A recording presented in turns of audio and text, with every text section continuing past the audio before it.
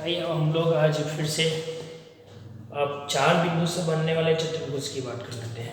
ठीक है, हमारे पास 4 बिंदु होगा ए,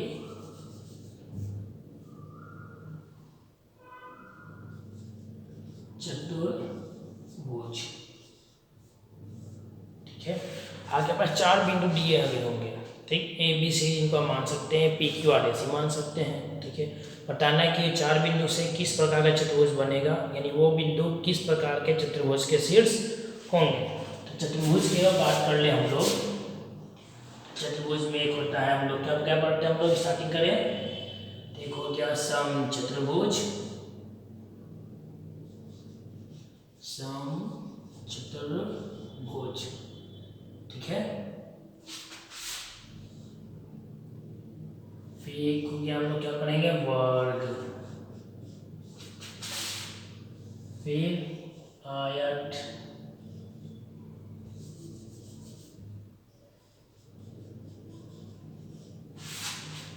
और एक होता है समांतर, समांतर चतुर्भुज। एक होता है समलंब चतुर्भुज, जिसको हम लोग को भी नहीं पढ़ना। ठीक है, वो आप लोग 11th क्लास में जाएंगे तो आप समलंब को लेकर पढ़ेंगे। देखिए चतुर्भुज में क्या होता है, मान लिया कि 4 बिंदु है, ए बी सी, मानिए हम दिए। इन 4 बिंदु को आपस में ज्वाइन कीजिए, ऐसे ज्वाइन करते हैं। ज्वाइन करने से क्या लिखा, ज्वाइन करने लिखा 4 भुजा। कितना भुजा, 4 भुजा। एक भुजा ए बी, एक भुजा बी सी, एक भुजा सी डी और एक भुजा ए डी या फिर डी है। ठीक है, तो 4 भुजा चतुर्भुज। इससे पहले हम जान रहे हैं चतुर्भुज में क्या होता है। तो चतुर्भुज में, ठीक है, 4 शीर्ष, इसको अभी फिगर के लिए, फिगर के अनुसार ए बी सी और डी, 4 सेकेंड, 4 भुजाएं। 4 भुजाएं कौन कौन, A B B C, A B B C C D. अब आपकी मर्जी, आप इसको ए डी पढ़ लीजिए या डी ए पढ़ लीजिए, आपका मन। अभी के लिए हम क्या लिख रहे हैं, ए डी डी ए, चलो इनके लिए हम डी ए लिख लेते हैं। ठीक है, और हम लोग को पढ़ना है इसमें 2 विकर्ण। कितने विकर्ण होते हैं, 2 सम्मुख विकर्णों को मिलाने से, शीर्षों को मिलाने से विकर्ण बनता है। एक ऐसे विकर्ण और एक ऐसे विकर्ण, यानी विकर्ण ए सी और विकर्ण हो गया आपका बी डी। 4 भुजाएं,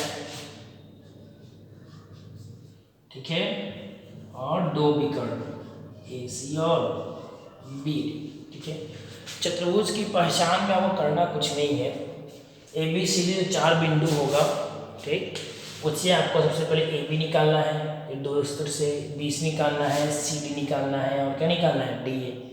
इन चारों को निकालने के बाद फिर देख लेना है कि ये आपस में कैसे बराबर है। ठीक है, उसके बाद आपको निकालना है विकर्ण ए सी और विकर्ण बी डी, और फिर ये भी देख लेना है कि ये आपस में बराबर है या नहीं। ठीक है, चलिए, तो विकर्ण में 2 ही कंडीशन हो सकता है, या तो आपस में बराबर होंगी या तो आपस में बराबर नहीं होंगे। ठीक है,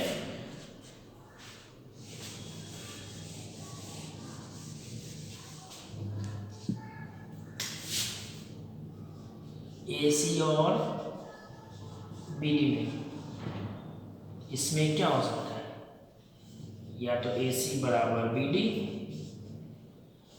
या फिर होगा ए सी नहीं बराबर होगा किसके, बी डी के, इसके अलावा कुछ और। ठीक है, भुजा में क्या क्या हो सकता है, मेरे पास 4 भुजा है, A B B C C D D, 4 भुजा है।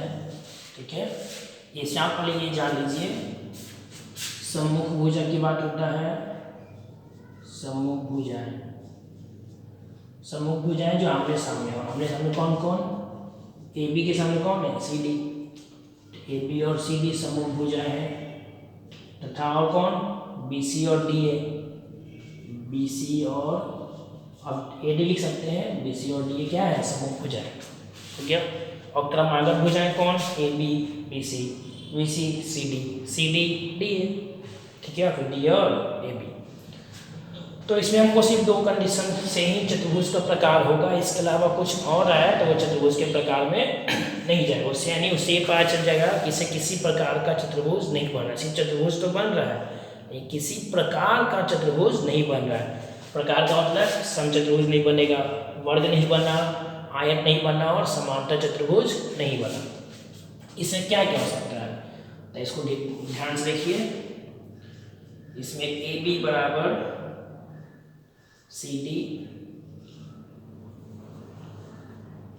और बी सी बराबर डी ए, अगर ये आता है इसका मतलब किसी ना किसी प्रकार का चतुर्भुज जरूर बनेगा, चाहे वो सम बने, वर्ग बने, आयत बने या फिर समांतर, अगर ये आया, ठीक है। और क्या,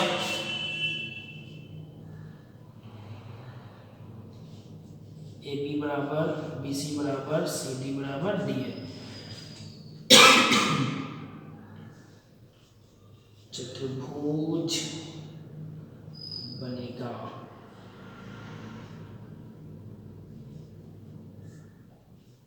किसी प्रकार का, अगर ये चाहे ये इन दोनों में से कोई भी अगर भुजाएं कंडीशन में आया, यानी ए बी बराबर सी डी, बी सी बराबर डी ए, या फिर ए बी बराबर बी सी बराबर सी डी बराबर डी ए, तब समझ जाइए कि किसी न किसी प्रकार का चतुर्भुज बनेगा, चाहे वो सम बन रहा हो, वर्ग बन रहा हो, आयत बन रहा हो और फिर समांतर। अगर इन दोनों में से कोई भी कंडीशन आ गया आपके पास, तो उसके बाद आपको विकर्ण निकालना अनिवार्य है। इसके बाद आप क्या ज्ञात करेंगे, इसके बाद ज्ञात करें ए सी और बी डी को, क्या ज्ञात करेंगे, ए सी और बी डी। ऐसे भी दो कंडीशन है, या तो ये दोनों बराबर होगा या तो बराबर नहीं होगा। समझ में आ गया।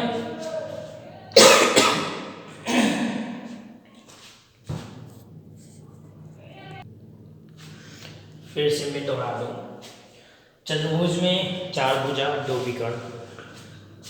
भुजा कौन से, A B B C C D और ए डी डी ए। आपको इसका मान निकाल लेना है। चतुर्भुज का प्रकार पहचानने के लिए इसका मान निकालने के बाद या तो ये आना है ए बी बराबर सी डी, बी सी बराबर डी ए, या फिर ये आएगा। अगर ये दोनों में से कोई भी एक आता है, आप तो दिमाग में रख लीजिए कि आप ये कोई ना कोई प्रकार का चतुर्भुज बनाएगा। अगर ये आता है तो या तो आयत बनेगा या तो फिर समांतर। अगर ये आता है तो या तो सम बनेगा या तो फिर वर्ग। इन दोनों के अलावा कोई भी कंडीशन अगर आए, कोई भी कंडीशन का मतलब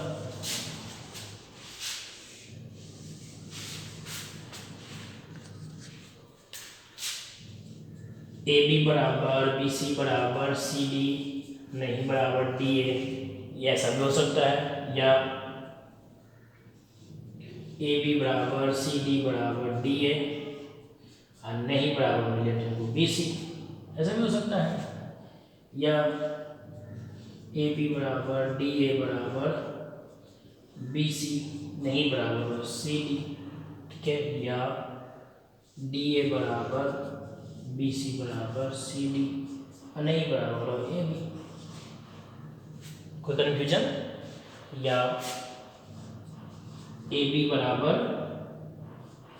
सी डी ये आ रहा हो लेकिन ये नहीं बराबर हो रहा हो, ठीक है, बी सी और नहीं बराबर हो डी ए, ऐसा कुछ भी, ठीक है। इन दोनों को छोड़कर कुछ भी अगर आए तब समझ जाइए कि आपका किसी प्रकार का, इसमें से किसी भी प्रकार का चतुर्भुज नहीं बनेगा। समझ में आया?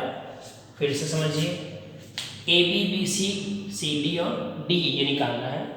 इसका देखना है कि या तो ये आना चाहिए या तो फिर ये आना चाहिए, ठीक है। अगर ये दोनों में से कोई भी आया तो समझिए कि चतुर्भुज बनेगा, चाहे वो सम हो, आयत हो, वर्ग हो। ठीक है, इसके अलावा कुछ और आया, इसमें से कुछ भी आया तो समझ जाइएगा कि कोई भी प्रकार का चतुर्भुज नहीं बनेगा। अब बात आता है कि ये दोनों आया, ये तो पता चल गया कि चतुर्भुज बनेगा, चाहे वो ये वो हो। तो इस चार में से वेरीफाई कैसे करें कब सा कौन बनेगा? तो उसको वेरीफाई करने के लिए आपको ये और ये आने के बाद आपको निकालना होगा विकर्ण। क्या निकालना होगा? विकर्ण AC और BD, और फिर देखना होगा कि ये बराबर है कि बराबर नहीं है। ठीक, ये दोनों कंडीशन अगर पास है, दोनों में से कोई भी अगर एक कंडीशन है तभी आप विकर्ण निकालें। अगर इन दोनों में से कोई भी एक कंडीशन आपके पास नहीं है तो आप विकर्ण नहीं निकालेंगे और सीधा लिख देंगे किसी प्रकार का चतुर्भुज नहीं बनेगा। समझ में गया? इसमें से अगर कोई भी एक बात आ जाता है तो आप सीधा लिखेंगे क्या कि किसी प्रकार का चतुर्भुज नहीं बनेगा। ठीक है, अगर इसमें से कुछ भी आया तो आप लिख दीजिएगा किसी प्रकार का चतुर्भुज नहीं बनेगा। ठीक है, अगर ये आया चाहे ये आया तो उसके बाद आपको निकालना है विकर्ण AC और BD। अब हम बताते हैं कि ये सम कब कहलाएगा, वर्ग कब कहलाएगा, आयत कब कहलाएगा और समांतर कब कहलाएगा। ठीक है, चलिए वीडियो को एकदम ध्यान से 2 से 3 बार देखिए, चीज़ों को कॉपी में अच्छे से नोट कीजिए, तभी आप समझ पाएंगे। अब देखिए सम और वर्ग, सम चतुर्भुज और वर्ग। सम चतुर्भुज की परिभाषा क्या होती है? वैसा चतुर्भुज जिसके सभी भुजाएं बराबर हो लेकिन विकर्ण बराबर नहीं हो। वैसा चतुर्भुज जिसकी सभी भुजाएं बराबर हो लेकिन विकर्ण बराबर नहीं हो तो उसको बोलते हैं सम। यानी सम कब बोलेंगे? जब आपके पास AB बराबर BC बराबर CD बराबर DA हो और क्या आपके पास AC नहीं बराबर हो BD, यानी भुजाएं बराबर हो आपस में लेकिन विकर्ण बराबर नहीं हो, तब आप बोलेंगे कौन सा चतुर्भुज? सम चतुर्भुज। वर्ग कब बोलेंगे? वर्ग की परिभाषा वही। ठीक है, वैसा चतुर्भुज जिसकी सभी भुजाएं आपस में बराबर हो और विकर्ण भी आपस में बराबर हो। वैसा चतुर्भुज जिसकी सभी भुजाएं आपस में बराबर हो और विकर्ण भी आपस में बराबर हो तो उसको बोलते हैं वर्ग। यानी आपको क्या आना चाहिए? AB बराबर BC बराबर CD बराबर DA ये आएगा और AC बराबर क्या आना चाहिए? BD, तब आप बोलेंगे वर्ग। क्या बोलेंगे? वर्ग। आयत, आयत में क्या होता है? आयत क्या है? तो वैसा चतुर्भुज जिसकी सम्मुख भुजाएं बराबर हो और विकर्ण बराबर हो। वैसा चतुर्भुज जिसकी सम्मुख भुजाएं बराबर हो और विकर्ण बराबर हो। वैसा चतुर्भुज जिसकी सम्मुख भुजाएं आमने सामने की भुजाएं बराबर हो और विकर्ण बराबर हो। यानी आपको आना चाहिए AB बराबर CD, BC बराबर DA, ये हो गया आमने सामने की भुजाएं, तथा विकर्ण AC बराबर BD, तब आप बोलेंगे वर्ग, सॉरी आयत। क्या बोलेंगे? आयत। समांतर कब बोलेंगे? समांतर चतुर्भुज की परिभाषा क्या है? वैसा चतुर्भुज जिसकी सम्मुख भुजाएं बराबर हो लेकिन विकर्ण बराबर नहीं हो। वैसा चतुर्भुज जिसकी सम्मुख भुजाएं बराबर हो लेकिन विकर्ण बराबर नहीं हो तो उसको बोलते हैं समांतर चतुर्भुज। यानी आपको क्या आना चाहिए? AB बराबर CD तो आएगा, BC बराबर DA भी आएगा, लेकिन AC बराबर BD नहीं आएगा। तब आप बोलेंगे ये समांतर चतुर्भुज के शीर्ष है। कोई कंफ्यूजन? अब कॉमन बात देखिए, अगर आप क्या करते हैं AB BC CD और क्या निकाल लिए? DA। ठीक है, अगर ये चारों बराबर है, अगर ये चारों भुजा आपस में क्या है? बराबर, यानी अगर यदि AB बराबर BC बराबर CD बराबर DA, तो इससे दो कंडीशन है, या तो ये सम चतुर्भुज हो सकता है कि सम में चारों बराबर है, या तो ये वर्ग हो सकता है क्योंकि वर्ग में चारों बराबर है।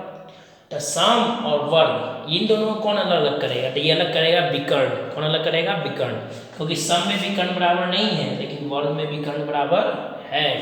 तो ये चारों भुजा बराबर है, या तो ये सम होगा या तो फिर वर्ग होगा। तो सम और वर्ग की पहचान कैसे होगा, तो विकर्ण से।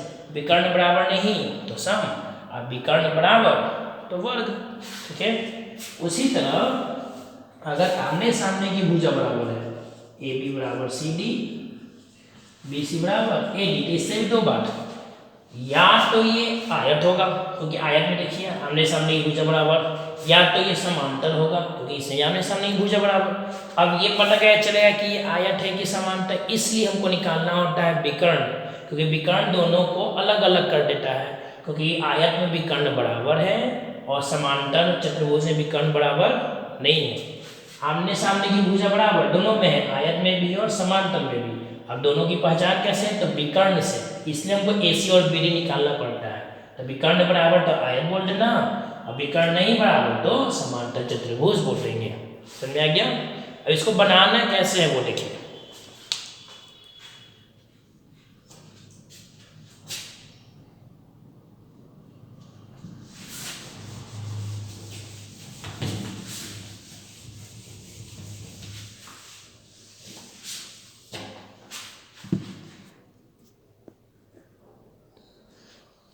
देखिए हमने क्वेश्चन को ले लिए हैं, मैंने क्या किया है कि इसको शॉर्ट में लिख दिया डायरेक्ट, तो क्या आपको निकालना आता ही है, तो पैटर्न सिखाना चाहिए हमको। तो ये मैंने 4 बिंदु लिया, ए बी सी और डी। ए के नियामक हो गए, बी सी डी के नियामक। आप इसको ऐसे बना सकते हैं, लेकिन समय ज़्यादा लगता है, फिर मैं सिखा देता हूँ एक बार, फिर इसको मैं डायरेक्ट बताऊँगा बनाकर, ठीक है। ए को मानिए x1/1, x2/2, x3/3, 4 है तो x4/4 चलेगा। चतुर्भुज में 4 भुजा बोले थे, A B B C C D और डी, ये 4 भुजा। सबसे पहले क्या निकालना है हमको, भुजा निकालना है, ठीक है। तो ए बी फॉर्मूला बताइए आपको, पहले भुज घटाते हैं फिर कोटि, तो बी में x2 है, ए में x1 है, तो आपने लिखा है x2 - x1 का whole square plus y2 - y1 का होल स्क्वायर अंडर रूट। मान लो पुट किए तब मेरा आ गया √13। उसी तरह बी सी, तो B C x3 x2 x3 - x2 आपने लिखा। आपकी मर्जी, आप x2 - x3 भी लिख सकती हैं, कोई दिक्कत नहीं। क्या लिख सकती हैं, x2 - x3, ठीक है। ये आ गया आपका 52 आएगा, तो इसको तोड़ेंगे तो √13 हो जाएगा। उसी तरह सी डी, उसी तरह डी है। फिर आप निकाल लीजिएगा विकर्ण, ए सी निकाल लीजिए और क्या निकाल लीजिएगा, बी डी, ठीक है। तो विकर्ण ए सी निकाल लिया और क्या निकाल लिया, विकर्ण बी डी। ए और सी को देखिएगा ध्यान से, ए सी में x3 और ए में x1, तो मैंने लिख दिया x3 - x1। आपकी मर्जी x1 - x3 लिख के बना लीजिए, टाइगर 65 दोनों का आ गया। फिर क्या देखा मैंने कि आमने सामने की भुजा बराबर है। देखिए ए बी सी डी आमने सामने होता है, बी सी ए डी आमने सामने, तो इसे पता चल गया क्या, तो ये आयत या तो ये समांतर। फिर मैंने देखा विकर्ण भी बराबर है। अब आयत में विकर्ण क्या होता है, बराबर होता है। इसे पता चल गया कि ए बी सी डी क्या है, आयत है। मैं ऐसा ही 9 क्वेश्चन और आपको व्हाट्सअप कर देंगे, ठीक है। आप लोग व्हाट्सअप से फोटो लेके बना लीजिएगा। अब देखिए मैं चाहता हूँ कि आप इस फार्मूला से बचिए, फार्मूला को यूज़ नहीं कीजिए, कोई बहुत समय बाद होता है, 2 नंबर का ही परीक्षा में आएगा, और उसके लिए इतना सूत्र लिख के बनाएंगे तो बहुत समय लग जाएगा, ठीक है। तब देखिए आप क्या कीजिए कि ये सब मानिए मत, हम एक निकाल के दिखा देते हैं, बाकी वैसे ही आप लोग कोशिश कीजिएगा। देखिए ए बी वो पता है, ए और बी पहले भुज घटाते हैं फिर कोटि। ये रहा ए का भुज -4, घटाते हैं तो माइनस दिए, बी का भुज -2, उसका क्या करना होता है, होल स्क्वायर। ए का कोटि ले लिए -1, घटाते हैं तो माइनस दिए, बी का कोटि ले लिए -4, होल स्क्वायर कर दिए, अंडर रूट माइनस प्लस, तो -+2 का होल स्क्वायर, माइनस प्लस -1 + 4 का होल स्क्वायर। तो ये हो गया आपका 4 में से 2 गया -2 का स्क्वायर, और ये हो गया आपका 3 का स्क्वायर, -2 का स्क्वायर 4 माइनस का स्क्वायर प्लस 2 का 4 3 का 9, 9 4 13 इकाई। इस तरीके से आप बी सी निकालिए, ए डी निकालिए, सी डी निकालिए, फिर ए सी निकालिए, बी डी निकालिए। सूत्र लिखने से बचिए, समय भी आपको बचाना है एग्जामिनेशन हॉल में, ठीक है। और वो x3 - x2 का समय लगता है। हाँ, अगर आपका हाथ तेज चलता है, आप उसी में कंफर्ट हैं कि वैसे लिख के आपसे सही बनता है, गलती नहीं होता है, तो सही बात है, आप उसको फॉलो कीजिए, खूब प्रैक्टिस कीजिए, स्पीड आ जाए। ठीक है, अगर आप ऐसे डायरेक्ट कर सकती हैं बिना लिखे तो आप डायरेक्ट कीजिए। ठीक, अच्छा बात ये आता है कि sir B C A B, B C C D और डी ए, इसमें हमने बताया था कि अगर चारों बराबर हो तो विकर्ण पर जाना है, अगर आमने सामने की भुजा बराबर हो तो विकर्ण पर जाना है, अगर कुछ नहीं मिलता है तो विकर्ण नहीं निकालना है। आपकी मर्जी, आप ऐसे चॉइस करके बना सकते हैं या सब कुछ निकाल लीजिए, फिर ये कंडीशन वेरीफाई कर लीजिए। तो चार जो लिखवाए थे, सम आयत समांतर वर्ग से मैच करता है तो ठीक है, ये तो लिख दीजिए किसी प्रकार का चतुर्भुज नहीं है। ठीक है, तो अगले क्लास में हम लोग अब चलेंगे एक्स अक्ष पर स्थित किसी बिंदु का नियामक ज्ञात करना हो जो दिए गए बिंदु संतुष्ट हो, इसके बारे में। ठीक है, आज के लिए इतना ही।